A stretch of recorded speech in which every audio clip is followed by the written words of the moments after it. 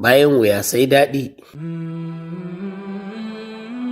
Littafin abokin fira kashi na 1 wallafar Dr. Muhammad Mansur Ibrahim Sokoto wanda ni Muhammad Zaharuddin Usman na karanta. Labari na 7. Bayan wuya sai daɗi.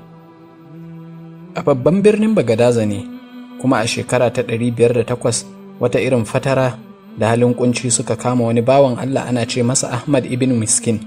Yana ba da labarin cewa a wannan shekara sai da ya sanya gidan da yake ciki tare da iyalinsa a kasuwa don neman samun sa'ida. Ana haka wata rana ya fita daga gidansa, ko karin kumallo bai samu yayi ba domin ba a tashi da komai ba banda ruwan sha a gidan. Da ya haɗu da wani abokinsa sai ya koka masa irin halin da yake ciki. Aka yi sa'a ya ɗauko fallon gurasa guda 2 an shimfiɗa zuma da madara a tsakaninsu. Ya miƙa masa ya ce, ka je ka karya kumallo da wannan. Gogon naka sai ya ga ba zai iya cin wannan kayan daɗi alhali 'ya'yansa suna can suna jan ciki saboda yunwa, don haka sai ya juya zuwa gida yana cike da murna. Bai yi nisa ba sai ga wata baiwar Allah ɗauke da yaro ta tsayar da shi, ta ce masa, ya kai wannan bawan Allah, ka dubi Allah ka taimake ni, wallahi bani da kowa a duniya sai Allah. Mijina ya rasu, kuma wannan yaro da ka gan shi maraya ne, yana jin yunwa. Ahmad ya ɗaga kai ya kalle ta, sai ya ga idanun yaron ba abin da suke kallo sai gurasarsa. Sai da ya yi niyyar ya sadaukar ya bata gurasar nan, sai kuma ya yi tunanin nasa 'ya'yan, ya riƙa batun zuci, ya ƙulla wannan sai kuma ya warware. Kamar daga sama sai ya ji zuciyarsa na cewa, ka bata, Allah zai saka maka. Da ya miƙa mata gurasar sai ta fashe da kuka saboda murna da jin daɗi. Shi kuma ya juya, damuwa ta lullube shi ta ko'ina. A kan hanyarsa kuma sai ya gamu da wani mutum ɗan unguwarsu. Sai ya ce masa, kana ina tun ɗazu? Ga baƙi can ƙofar gidanka suna neman ka. Ni? Ahmad ya faɗa cikin tashin hankali. Ya ce, ga wasu mutane can daga birnin Dimashqa suna neman ka. A nan fa Ahmad ya sake shiga wani tashin hankali, domin kuwa da me zai tarbi waɗannan baƙi, shi da yake ko garin kwaki bai aje a gida ba. Ya yi ta saƙe-saƙe a cikin zuciyarsa, kamar ba zai je gidan ba, amma ya daure ya isa. Da ya zo ya tarar da wani dattijo kamili a ƙofar gidansa, tare da wasu matasa sun janyo masa jerin raƙumi iyakar ganin idonka. Da suka gaisa, dattijo ya tambaye shi labarin mahaifinsa, Almiskin. Sai ya ce, ai ya cika tun sama da shekaru 30. Dattijo ya jajanta masa, sannan ya faɗa masa dangantakar da take tsakaninsu.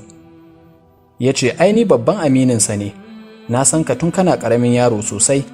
Sannan ya labarta masa yadda ya karɓi rancen kuɗi daga hannun mahaifin nasa, amma a sharaɗin zai yi kasuwanci su raba riba. Ya ce, a cikin ikon Allah sai kuɗin duk suka salwanta. Jin kunyar mahaifinka ya sa na bar garin nan zuwa birnin Dimashqa, kuma tun da na tafi Allah ya yi mani buɗi, na samu arziki da wadata daidai gwargwado. Ya ce, tun a lokacin nan na ware masa kuɗinsa, na sa ake juya su. Duk abin da ka gani a nan raƙumansa ne, kuma ma ga sauran canji a hannuna. Ya kawo wasu maƙudan kuɗi ya hannunta masa.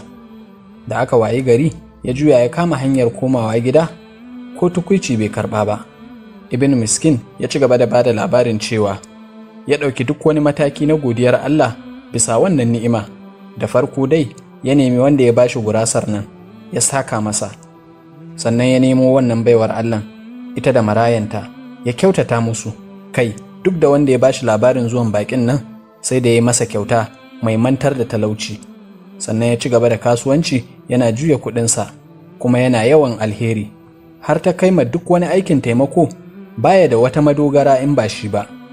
Ana cikin haka ne sai shaidan ya so ya samu sa'arsa, ya fara nuna masa cewa ai ladarsa ta yi yawa yanzu, wataƙila ma takardun aikinsa sun cika da lada, ba sauran wurin da ya rage da za a ci gaba da rubutawa. Allah ya so shi da rahama, sai wata rana ya kwanta ya yi mafarki. Aka nuna masa an yi tashin alƙiyama, sai ya ga ana ta auna ayyukan mutane, kowa yana ɗauko nasa yana kawowa ana auna masa.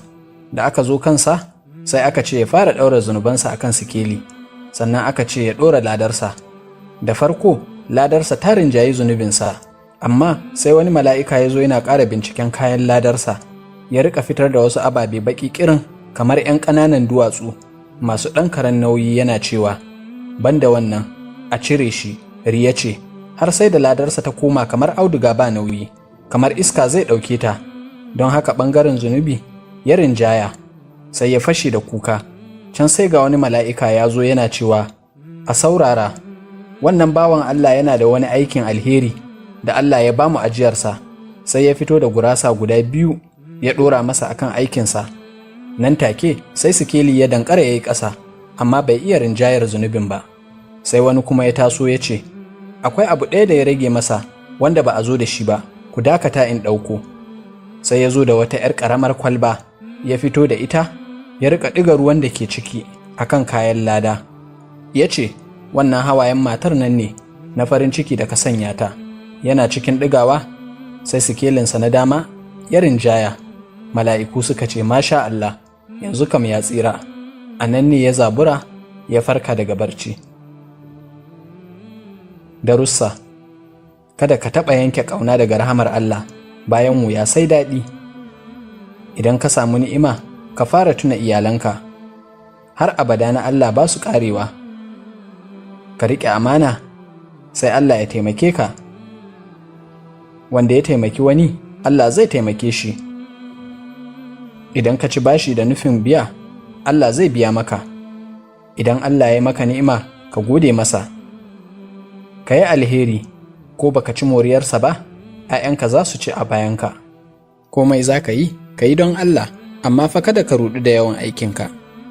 Ƙaramin aiki da kyakkyawar niyya ya fi babban aiki da aka yi shi bisa riya. Hattara da tarkon shaiɗan.